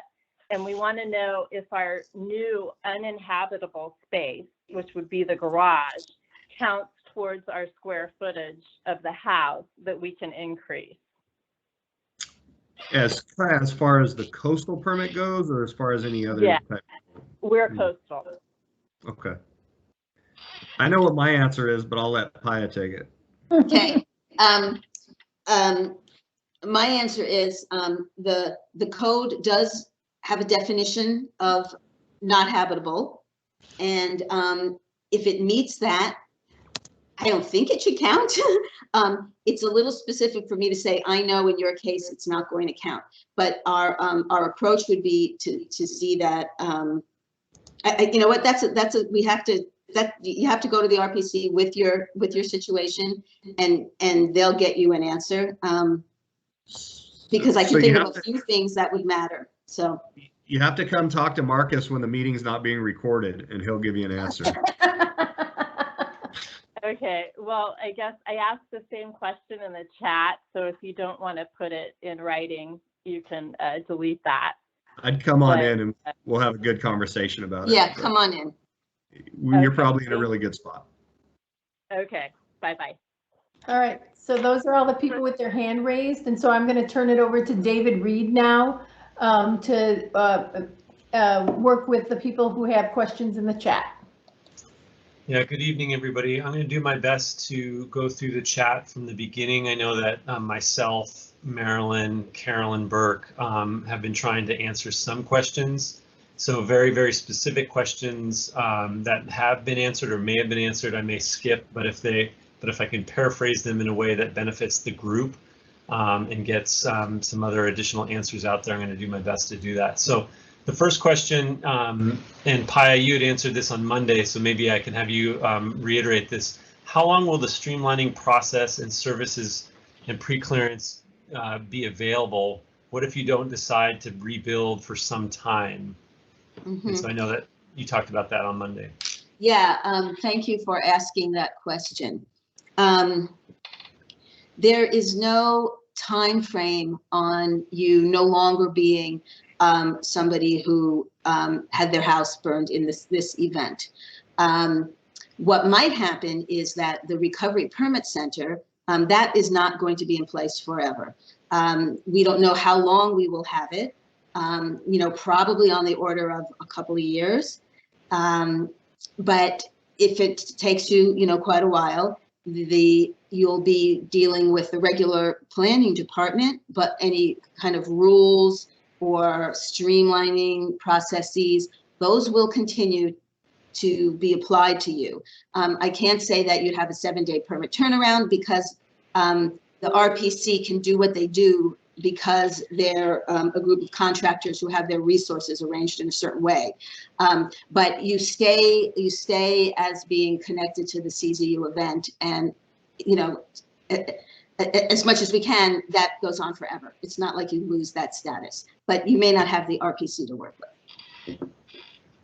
Thanks, Paya. Katie asks a good question. It's worded in a unique way, and I think this is an opportunity for Mike and Marcus to just kind of reiterate this process. Katie asks, how long does it generally take to get clearance approval after submitting for it? And I think this is a little bit of a nomenclature issue that I want them to clarify in terms of what we do or have historically done at the planning department and what's going to be different at the Permit Recovery Center. So does that, Mike, do you want to answer that in terms of the process? Yeah, so I'd love to answer it. I'm not sure that question could relate to debris removal clearance as well. So I'm not sure of the context of the question.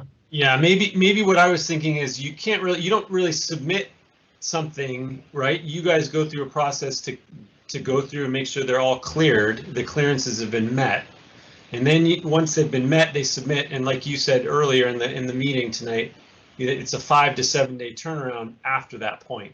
Yeah, we're talking about, I think we may be talking about 2 or 3 different things. So I'll address 2 things. So Katie, if you're asking how long does it generally take to get clearance approval after submitting for it, if you're talking specifically about debris removal, I'll let Melody, or I'm sorry, Marilyn, field that portion of the question, because I think it's taking around 4 to 6 weeks. So taking that aside, and if we're talking now about clearances for pre-clearances, so that'll vary a little bit. If you bring in a really good site plan that'll address geological, fire, and environmental clearance issues, we can take a fairly quick look. We'll send our fire personnel out next day to investigate. We'll dig into what's out there in the septic system. It's gonna be a fast process, and it's gonna vary based on the information that you're providing to us. So the more you can give us, the better. There's some great packets and handouts that that are available online, I think now.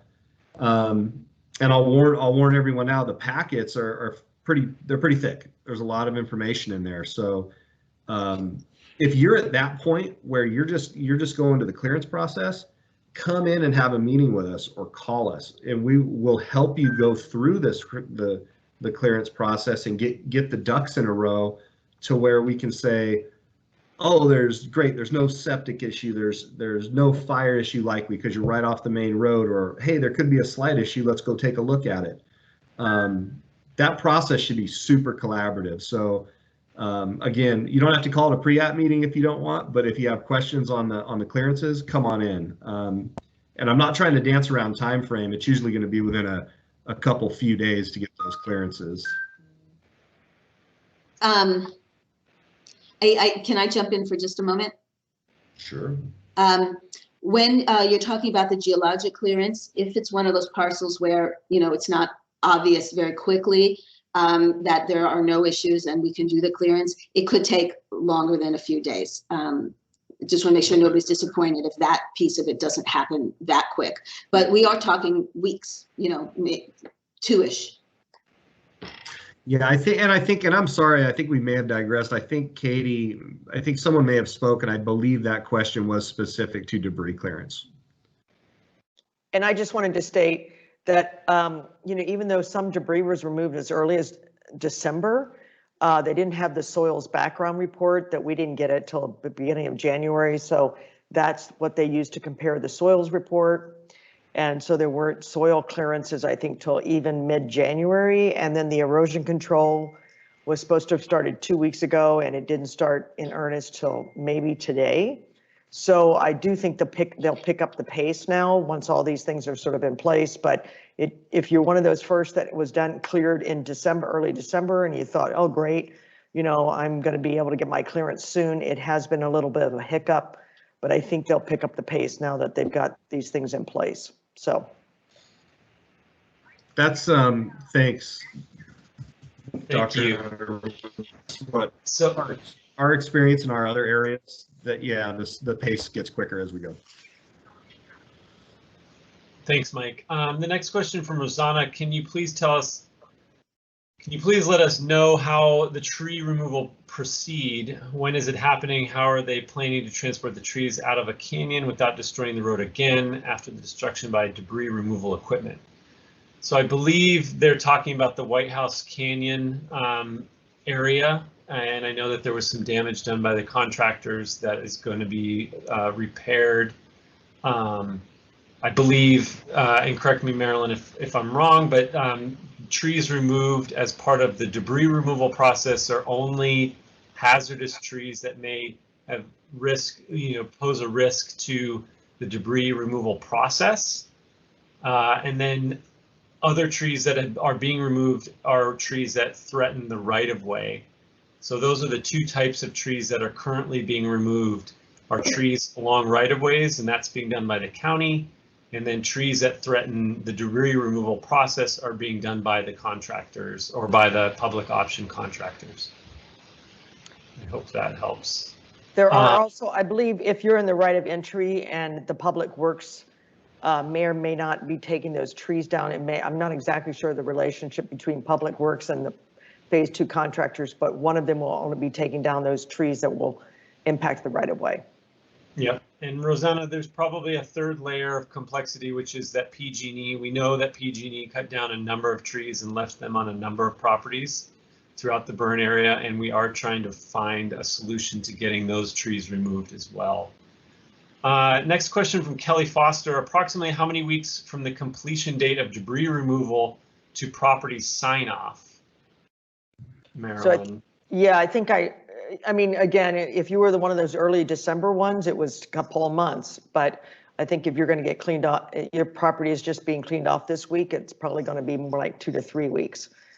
So it's just because they had to get the soils, background soils report. They had to get the erosion control started. They had to get the hazardous tree removal started. But the time period is going to shrink between the debris removal and the clearance. But at this point, for those people early December, it's been a wait. Yeah. And I think the other message that I know Mike has said many times, so I will say it for him this time, is there are lots of things you can do concurrently to the debris removal process being done. So go in and see Mike, Marcus, and the team there, and with your napkin and your chicken scratch on the back of it, and they will get you started in that process. So there's certainly things that you can do to educate yourself and figure things out. Rabi again is wondering if there will be permitting option like Last Chance is asking for folks that don't live on Last Chance. Paya, do you want to speak briefly on that? Will there be a permitting option like Last Chance is asking for folks that don't live on Last Chance?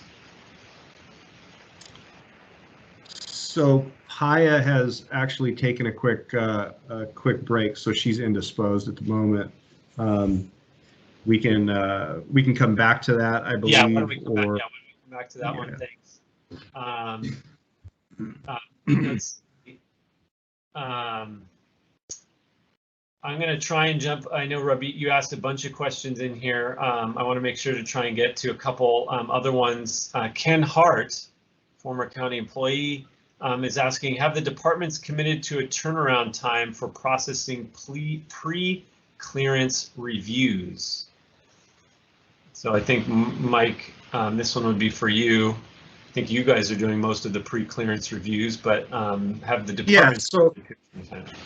Yeah, I think we touched on that earlier, but at the max, I can't see anything taking over 7 to 10 business days, and that's a worst case scenario.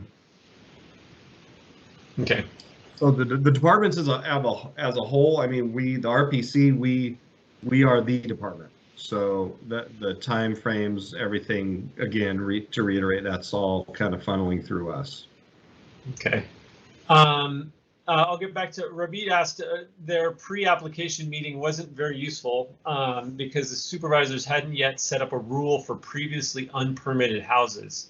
Can you please go over the policies for regularizing unconforming residence building in detail?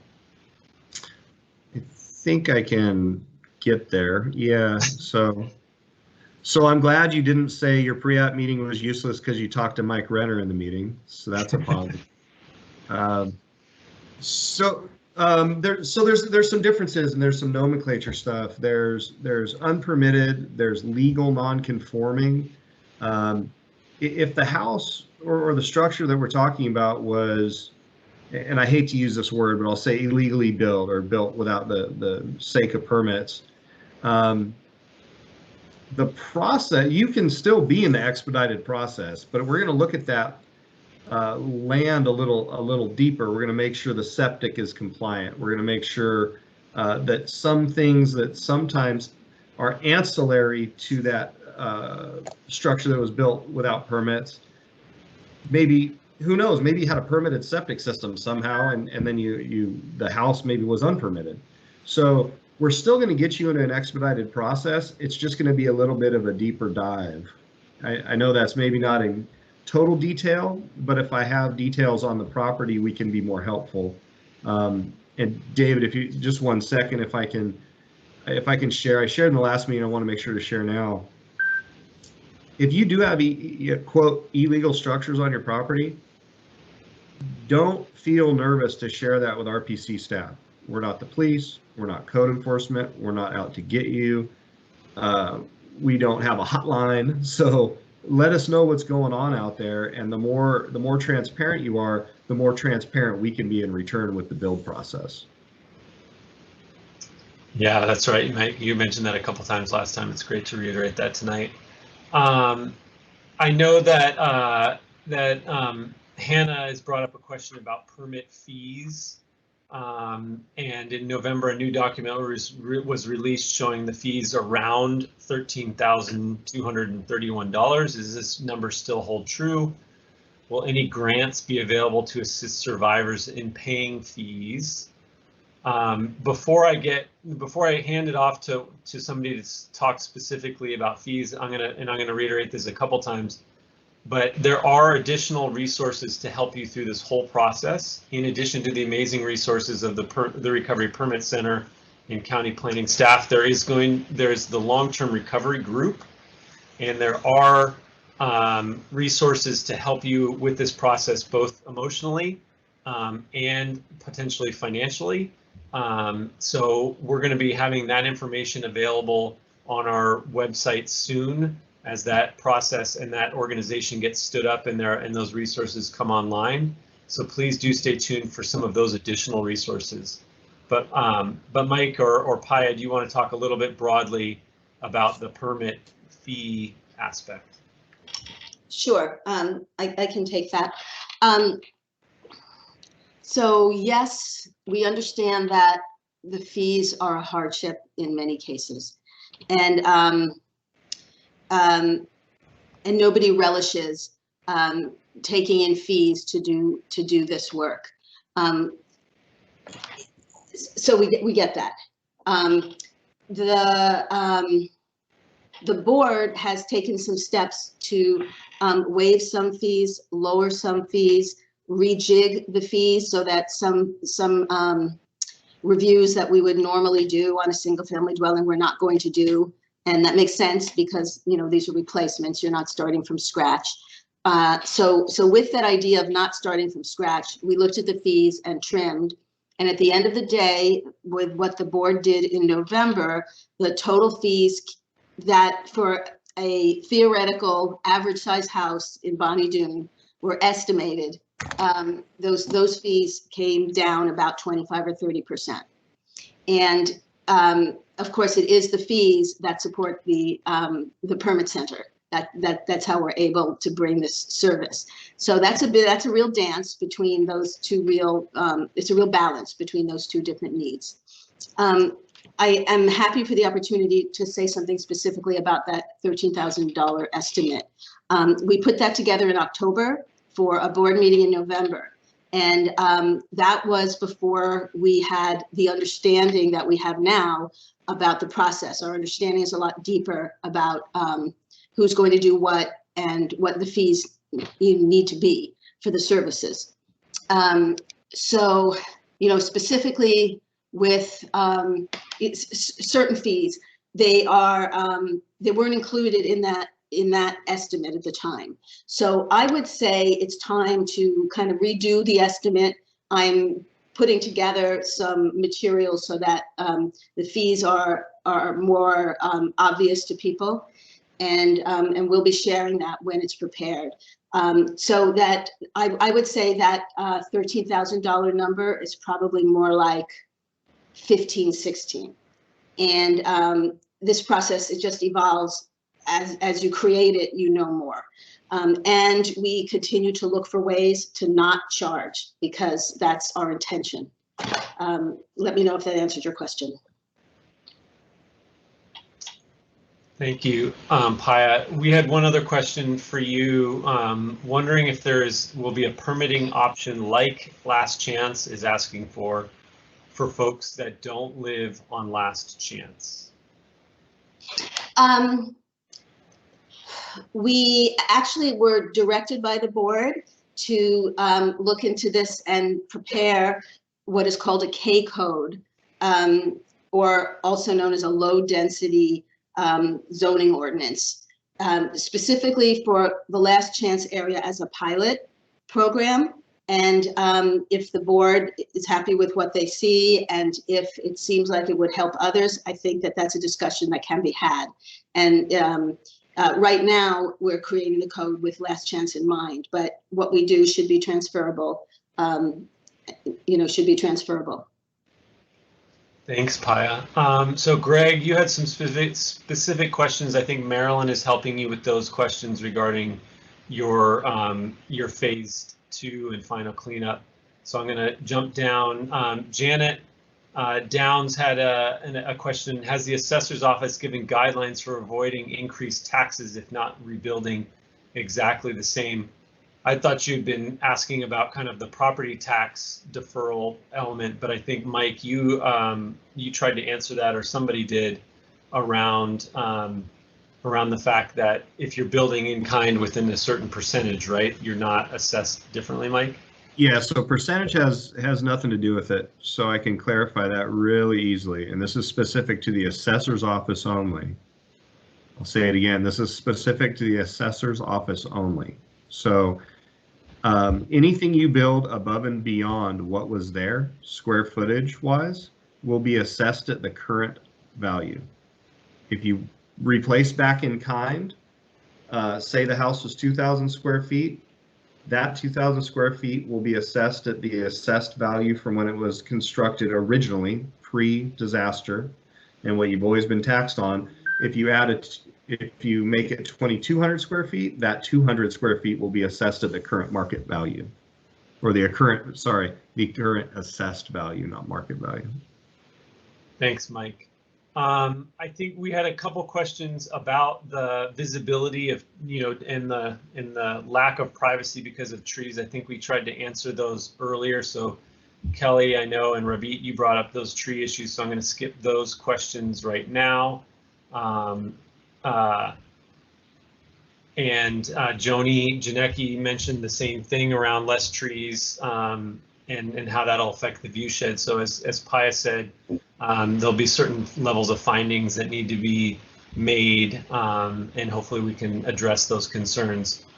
I wanted to again, reiterate from everybody, Paya mentioned this and brought up Rachel's comment about this process making folks want to cry. And again, to reiterate, I think the county family empathizes with everybody. As Mike and Marcus have said, they've sadly been through this journey with other communities, and so they are skilled, empathetic supporters of this rebuild process. And then we will have this long-term recovery group that will have mental health and wellness support services for those of you going through this, because we do know that it is a difficult journey that you were not expecting to take. So just to reiterate that.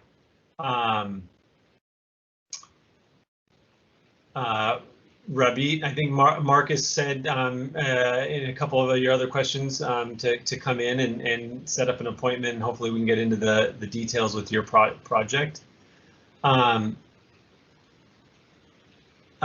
Kelly just was commenting on the ADU first, and as Paya said, yep, with that will be possible. So hopefully folks can take advantage of that if they need to do the more cost-effective construction first. We talked. Let's see. Sorry, I'm just. There was a question about this. When Paya, you were talking about significant trees being removed. If the trees are dead or dying, we're assuming that those would be exempt from the significant tree removal process or permit requirements.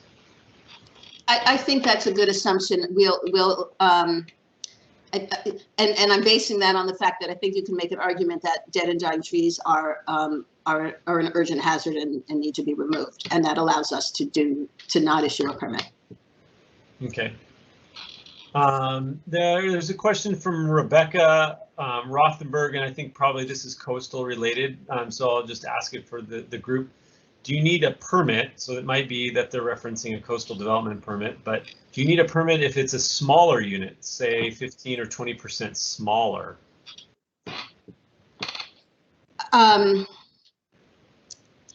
it seems like without knowing any details, that would fit into an exemption. The exemption of the in-kind. I mean, I know it's not exactly in-kind, but it's smaller. So it seems to me that that is logical.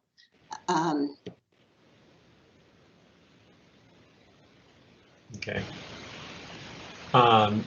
We had a bunch of questions about trees, and I hope we've answered most of them broadly. Obviously, trees, again, trees that were burned that are not threatening a public right-of-way and are not threatening the debris removal process will not be removed by contractors, whether that be phase 2 cleanup contractors, and they will not be removed by county contractors working in the right-of-way. And then again, as Paya said, if you have trees that are burned in the coastal zone and they pose a hazard in other ways, you likely would be able to remove those. But again, figuring that out with the permit recovery, the Recovery Permit Center would be helpful. Rabit asked about the pre-submitted questions. So we do know we had a bunch of questions. I think we've tried to answer some of those. We will get answers to those for those folks who submitted questions ahead of time. But right now, given the late nature of the time, I want to try and get through as many of these chat questions as possible. So, hey, David, can I just make a quick comment? Please. Rabit also later on in the chat, it appears resubmitted the 13 questions we already received. So definitely don't want to go through those again. We've been working on those today, and I believe Marcus answered all of those earlier and will be sent back to the board members of the Davenport North Coast Association and will be distributed via their email list. Thank you. Yeah. So for there's a good question for the group here regarding temporary housing questions. Do we really have to obtain geologic or hydrologic reports prior to moving an RV, trailer, or etc. Outside the burn area? Not outside. It says outside, but no. Maybe we can answer that inside the burn area. Well, that actually brings up a great thing to make sure people are aware of, which is that the way the land use regulations are right now in regular times, you're not allowed, it's not permittable to live in an RV, like in somebody's driveway. Post-fire, we created these temporary permits that allow you to do that. So anybody, a friend, a neighbor, a family member, if they have some space away from the burn area, they can offer that to you, and you could live in an RV, for example, temporarily. There are some standards. It has to be temporary. There are some details, but that is something that is available. Okay, so the question is, do we really need geologic and hydro reports? No, so they're looking at the secondary portion. That's the staff portion of it. And really what we're looking for is in the fire area, if you kind of land within a debris flow area, that's where we're more concerned with where the RVs or anything's being placed. Outside, not really looking for it. It's more of, as Paya said, specific requirements just for allowing it to be like in a driveway or in a certain area that's not affecting any of the neighborhoods. Thanks, Marcus. All right, I'll scroll down. There's some great feedback. Paya was responding to a couple, and Carolyn as well. But Jordan Anouk asks, what is the cost of a biotic review? I don't know if anybody has. I don't have a fee schedule in front of me, but a phone call tomorrow can get you that answer. So why don't you call the RPC, and they'll check the fee schedule, or they'll check in with Carolyn. It's her group who does that. Okay. LNL had their carport question. They asked that live.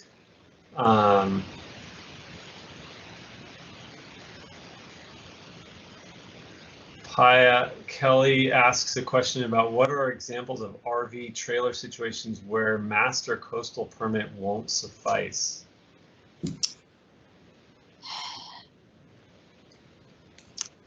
I would have to look. I imagine that would happen if the property owner had some problem with the conditions, which are pretty standard. But you do need to say that you'll go by the conditions of the master permit in order to sign on to it. Okay.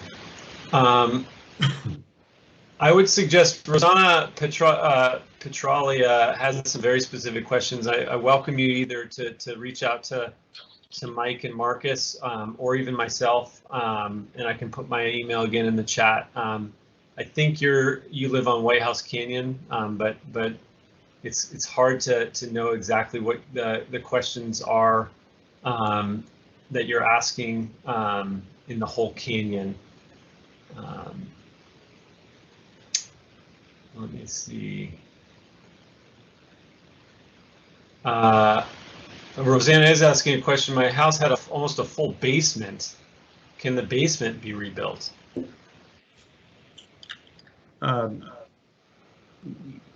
There's nothing in the code that dictates you cannot have a basement. So. Okay. Jacob Guth says, I'd like to hear more from the fire folks. Did they make a presentation? They're part of the clearance process, but they haven't given a specific presentation around the fire clearance process. I don't know. Yes. So we've had a lot of internal meetings with the fire districts, and that's why they're here definitely to support, and they're here for questions, and they certainly haven't relinquished authority to us, but what we do is we go out and perform the initial portion of the pre-clearance on behalf of the district. And then if we're found that we're not in compliance and there's alternate means that need to happen, my folks put together a recommendation, and ultimately the fire districts look at that, and they have ultimate authority for permitting on the fire side. But collectively, all of the fire districts that were affected by the fire, they've all come together. The process is the same for all, and that's why they were nice enough to let us, Marcus and I, talk about their process. Thanks, Mike. Bernetta has a very specific PG&E question, and I definitely recommend maybe reaching out to me, and let's see if we can chase down an answer for you regarding PG&E. Let's see. Marcus put in again the pre-clearance site plan requirements in the chat, so those would be a great thing to take a look at. Carolyn, let's see. Yep, we had some folks who wanted to know what WUI was, so that's been clarified. Thank you all.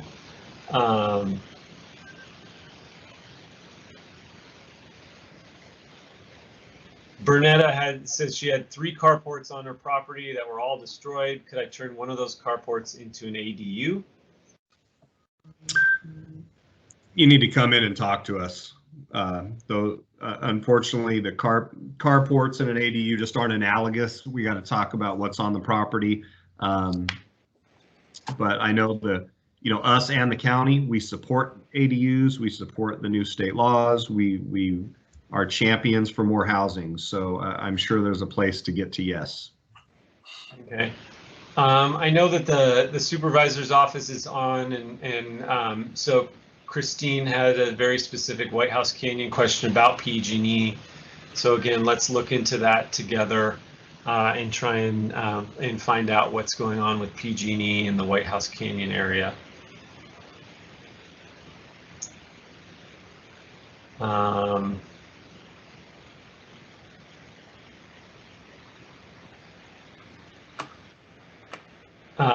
Allie McCargo asks, have the fire department started making recommendations on road issue areas, and who is responsible to pay for improving if necessary? I don't know if you've had any fire review stuff happen so far. Mike? Who's responsible to pay for improving if necessary? So big distinction there between public and private roads. I'm definitely not sure. And then there's a subset of driveways.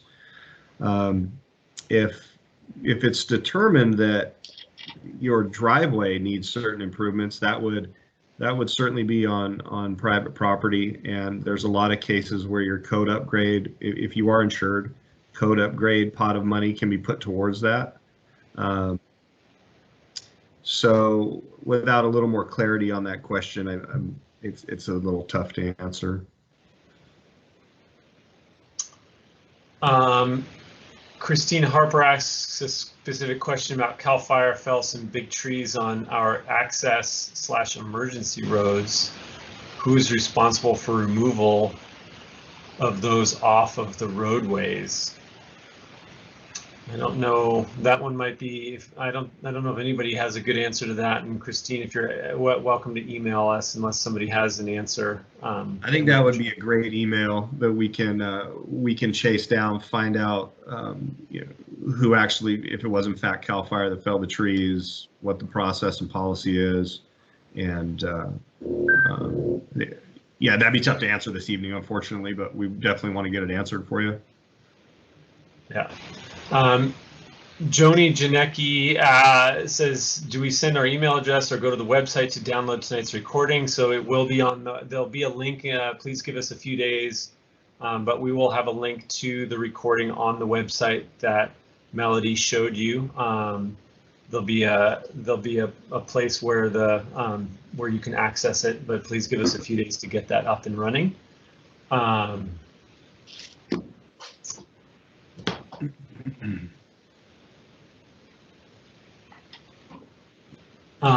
Kelly Foster's had some experience, like we were saying, that PG&E has cut some trees and left them. We are looking to see if there's a way in which we can resolve that issue in the burn area. There were over, we believe, like 10,000 trees that were cut by PG&E and not removed. So we're certainly working and trying to work our way through that.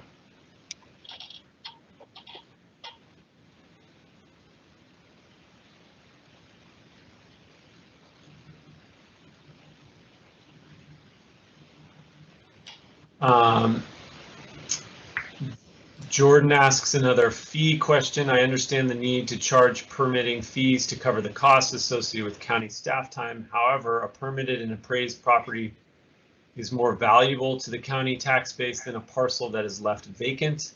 Would the county consider waiving tax fees in an amount equivalent to the permitting costs after a residence is replaced? If county staff on the line can't answer this, will Supervisor Ryan Coonerty direct staff to consider this?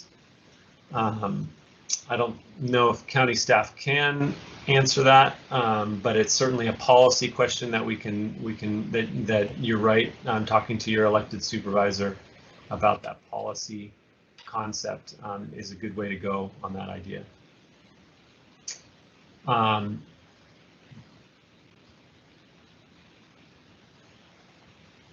me see.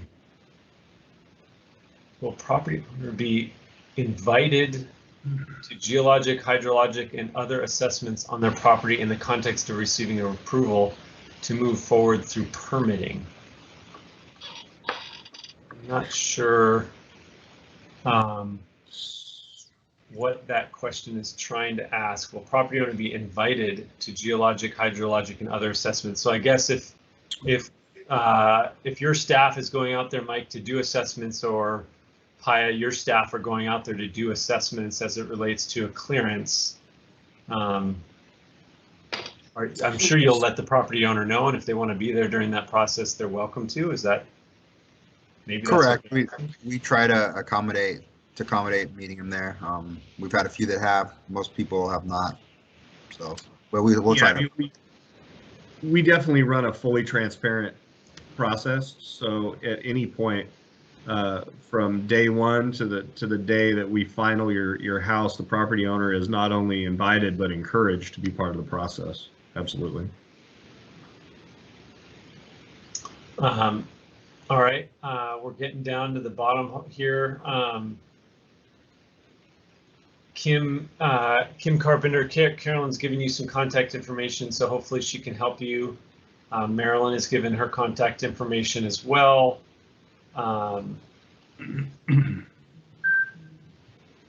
Lisa, I think we need to talk about the PG&E White House Canyon offline.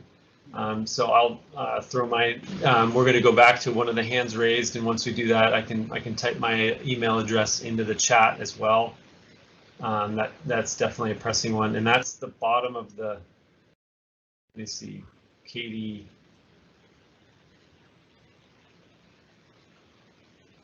PG&E said they would replace burned out power infrastructure in kind with what existed pre-fire. However, they've replaced the power poles and lines in front of our burned houses. We lost houses in many locations throughout Swan. They did not replace the transformers that existed pre-fire.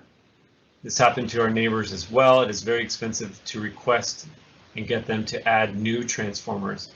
How can we get them to fulfill their commitment to replace what has existed pre-fire without them treating it like a new transformer and charging us a new transformer fee? Yeah, for these PG&E specific questions, I don't think staff is versed in that, and so let's try and work collectively on these PG&E related issues. I know that Senator Laird is very interested in how PG&E is serving the community, so we may work at a higher level than the county to help support folks navigate issues they're having with PG&E. We will be having additional community meetings in March around this K-code concept that Paya discussed. So stay tuned on the website. There's a place to sign up for newsletters on the website. And that will be a great way to keep informed as to future meetings. I just want to go back to the one person with their hand raised, Dave, if you're done. So that's Steve Homan. Steve, if you want to ask your question. Okay, am I on? You are. Okay, I just wanted to correct some property tax misinformation. There's a Board of Equalization Form 65P that the assessor's office uses, and you fill it out within 5 years of your governor declared disaster, and you could increase the value of your new or replacement bought home by 20% over what you had.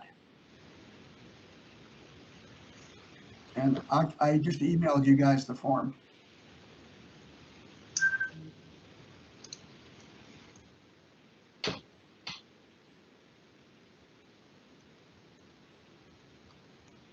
Are we still on?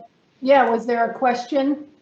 Well, the question is, somebody said you can only build back for property tax purposes what you had, and that's not actually what the state law says. The state says with a governor declared disaster for 5 years after, you could replace or rebuild and add 20% more. So I just wanted to add that to the mix, that would be the correct information.